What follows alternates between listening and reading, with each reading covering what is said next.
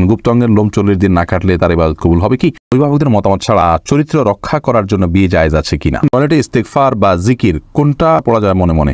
নামাজের পর তাসবিহ তাহলিল পাঠ করার সময় ওযু জরুরি কিনা?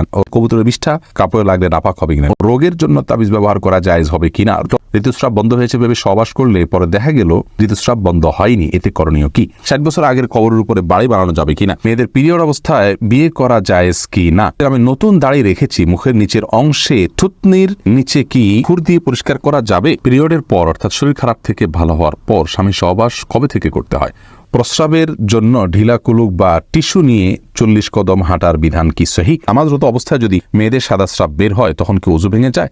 অনবরত বের হলে করণীয় কি? আমার বোনের সংসারে অশান্তি ছিল, তাই ছাড়াছাড়ি হয়ে গেছে, কিন্তু কাগজে কলমে লেনদেন হয়েছে, কিন্তু ছেলে মুখে তালাক বলেনি। এই তালাক বা ছাড়াছাড়ি সঠিক হয়েছে কিনা? হিন্দু অর্থাৎ হিন্দুর সাথে প্রেমের সম্পর্ক জড়ালে ইসলাম শরীয়তে শাস্ত্রের বিধান কি আছে? মাসুমা শারমিন জানতে চেয়েছেন, টয়লেটে ইস্তেগফার বা জিকির কোনটা পড়া যায় মনে মনে? টয়লেটে মনে মনে আপনি যে কোনো কিছু করতে পারেন, অসুবিধা নেই। মনের নিয়ন্ত্রণ তো আল্লাহ রাব্বুল আলামিন করেন নাই। মুখে কোনো জিকির, সেটা ইস্তেগফার হোক, অন্য কোনো জিকির হোক, এগুলো মুখে উচ্চারণ করবেন না, মনে মনে হতে পারে, কোনো অসুবিধা নেই। লাতিফা লাইজু আপনি জানতে চেয়েছেন, মেয়েদের পিরিয়ড অবস্থায় বিয়ে করা জায়েজ কি না? বিয়ে হতে পারে, বিয়ে হতে কোনো অসুবিধা নেই পিরিয়ড অবস্থায়, কিন্তু স্বামী সহবাস করা জায়েজ হবে না। বিয়ের আগে অনুষ্ঠানটা হলো ওই সময় কোনো অসুবিধা নেই, কিন্তু সুস্থ হওয়া পর্যন্ত সহবাস করা যাবে না। এমডি কাউসার জানতে চেয়েছেন, 60 বছর আগের কবরের উপরে বাড়ি বানানো যাবে কিনা? যদি অনেক পুরাতন কবর হয়ে যায় এবং সেখানে এক্সটেনশন করে বাড়ি নির্মাণ করার প্রয়োজন হয়, আর যদি কবরস্থান না হয়, তাহলে সেক্ষেত্রে ওই কবরের ধ্বংসাবশেষকে অন্যত্র কবরস্থানে তুলে নিয়ে আপনি সেখানে বাড়ি বানাতে পারেন, কোনো অসুবিধা নেই। রায়হানা আক্তার আপনি জানতে চেয়েছেন, পিরিয়ডের পর অর্থাৎ শরীর খারাপ থেকে ভালো হওয়ার পর স্বামী সহবাস কবে থেকে করতে হয়?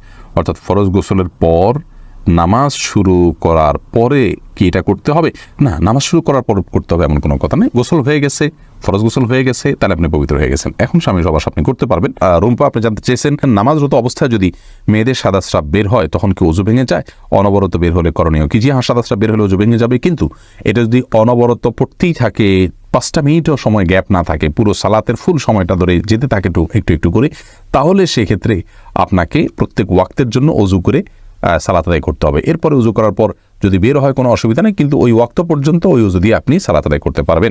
আকবর হোসেন জানতে চেয়েছেন, আমার বোনের সংসারে অশান্তি ছিল, তাই ছাড়াছাড়ি হয়ে গেছে, কিন্তু কাগজে কলমে লেনদেন হয়েছে, কিন্তু ছেলে মুখে তালাক বলেনি। এই তালাক বা ছাড়াছাড়ি সঠিক হয়েছে কিনা?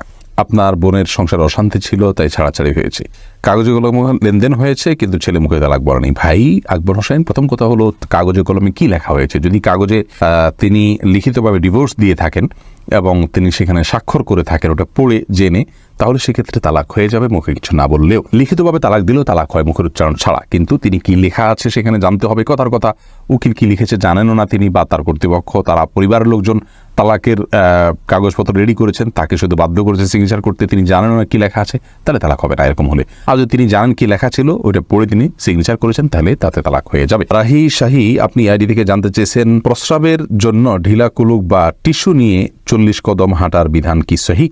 না, 40 কদম পেশাবের পরে ঢিলাগুলো ধরে আপনার হাঁটতে হবে, এরকম কোনো কথা কোরআন হাদিসের কোথাও বলা হয়নি। এবং এই বিষয়টি মানুষের সামনে যখন হাঁটাহাঁটি করা হয়, জিনিসটা দৃষ্টিকটুও। অতএব কারোর যদি পেশাবের ধারা বন্ধ হতে একটু সময় লাগে, তাহলে তিনি টয়লেটে, ওয়াশরুমে অপেক্ষা করবেন, এবং সেখানে তার যদি উঠবস করা লাগে করবেন, কিন্তু মানুষের সামনে নিজের আপনার লজ্জাস্থানে হাত দিয়ে হাঁটাহাঁটি করা দৃষ্টিকটু, এতে কোনো সন্দেহ নেই, এবং এরকম কথা করাদেশে কোথাও বলা হয়নি।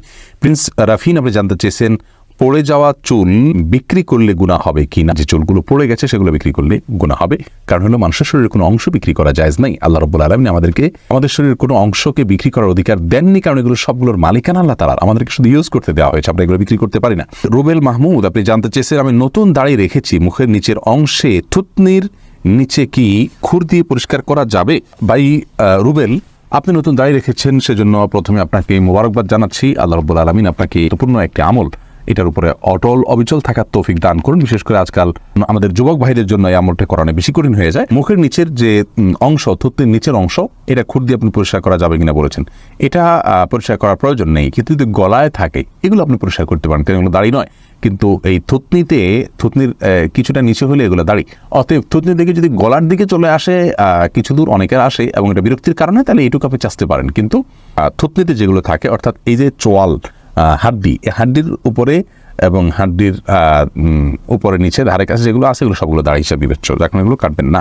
তাহনি আপনি জানতে চেয়েছেন ঋতুস্রাব বন্ধ হয়েছে ভেবে সহবাস করলে পরে দেখা গেল ঋতুস্রাব বন্ধ হয়নি, এতে করণীয় কি? দেখুন, হামিদ আল তাহানি ঋতুস্রাব বন্ধ হয়েছে ভেবে সহবাস করেছেন, পরে যদি দেখেছেন না আসলে বন্ধ হয়নি, তাহলে সেক্ষেত্রে ইস্তেগফার করুন যে ভুল হয়ে গেছে, ইনশাআল্লাহ এর কারণে গুনাহ হবে না। কিন্তু জেনে শুনে ঋতুস্রাবের মধ্যে সহবাস হলে সেক্ষেত্রে হাদিসে রাসূল আকরাম সাল্লাল্লাহু আলাইহি ওয়াসাল্লাম শিক্ষা দিয়েছেন কিছু সাদকা করবেন যেন কাফারা হিসাবে, কিছু গ্রুপ দুহিদেরকে যার সাধ্য অনুযায়ী, যার সাধ্য আছে অল্প তিনি অল্প 100-200 দিলেন, আর যার সাধ্য অনেক বেশি আছে তিনি বেশি দান করে দিবেন। এটার জন্য পরবর্তীর জন্য সাবধান হতে হবে যাতে নিজের ভুলের কারণে কোনো গুনাহে আমরা লিপ্ত না হয়ে যাই বা আমাদের দ্বারা ভুল কিছু না হয়।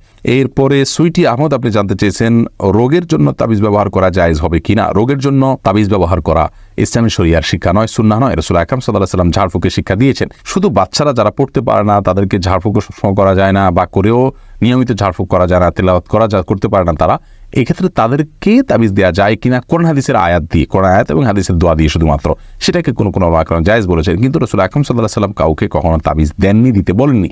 তিনি যেটা বলেছেন ঝাড়ফুঁক করা নিজের জন্য, অন্যের জন্য। অতএব তেল পড়া, পানি পড়া বা বিভিন্ন আয়াত তেলাওয়াত করে ফুঁক দেওয়া, এটাই হলো মূল ট্রিটমেন্ট, সেটাতে আমাদের যাওয়া উচিত, সুন্নাহ সেটাই। সঞ্জিদা তামান্না জানতে চেয়েছেন অভিভাবকদের মতামত ছাড়া চরিত্র রক্ষা করার জন্য বিয়ে জায়েজ আছে কিনা। অনেক গুরুত্বপূর্ণ প্রশ্ন এবং এই প্রশ্নটা অনেকেই করে থাকেন। দেখুন, মেয়েদের বিয়া অভিভাবকের অনুমতি ছাড়া এটা জায়েজ আছে কিনা এ বিষয় নিয়ে বিস্তর মত পার্থক্য আছে। ইমাম আবু হানিফা রাহমাতুল্লাহর মতে প্রাপ্তবয়স্কা মেয়ে হলে তিনি নিজের বিয়ে নিজে করতে পারেন অভিভাবকের অনুমতি ছাড়া, যদি অন্য ইমামদের মতে এবং বেশিরভাগ ইমামদের মতে এটি জায়েজ নাই। তো এক্ষেত্রে একজন মেয়ে মানুষ তার পরিবারকে বোঝানোর চেষ্টা করবেন। পরিবার যদি এতই নাছোড়বান্দা হন, সবচেয়ে বড় কথা হলো যে আপনি নিজেকে অহেতুক যৌন বিষয়গুলোকে মানুষের মধ্যে সেগুলোর প্রতি আগ্রহী করে তুলে এরকম কাজ থেকে নিজেকে দূরে রাখা উচিত।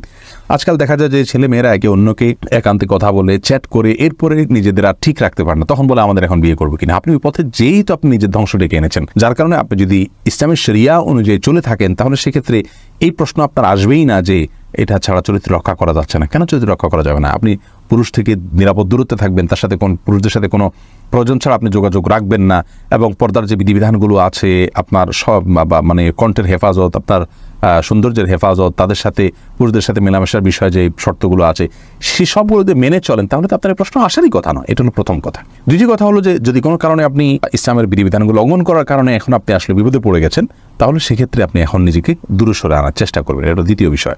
তৃতীয়ত হলো অভিভাবক সম্মতির বাইরে, তাদের মতামতের বাইরে নিজেরা মতামত নিয়ে আর নিজেদের মতামতের ভিত্তি করে খুব বেশি সংখ্যক মানুষ শান্তিতে থাকতে পারেন না। এটা হলো বাস্তবতা, এবং বিয়ে ভেঙে যায় এর হারেই বেশি। যার কারণে এই জায়গা থেকে আমরা সরার চেষ্টা করবো। হ্যাঁ, যদি কোনো অভিভাবক বয়স হয়ে গেছে, তারপর দিচ্ছেন না এবং দিনদার ছেলেকে তারা পছন্দ করেন না, তাহলে সেক্ষেত্রে তার ইসলাম শরীয়ত দৃষ্টিকোণ তার অভিভাবকত্বের অধিকারী নেই। তখন আপনার পক্ষ থেকে এলাকার ইমাম অভিভাবককে আপনার গণ্যত্র বিয়ে দিতে পারে। কিন্তু বিষয়গুলোকে মাথায় রাখতে হবে, শুরুর ধাপে আপনি এটি অবলম্বন করতে পারবেন না।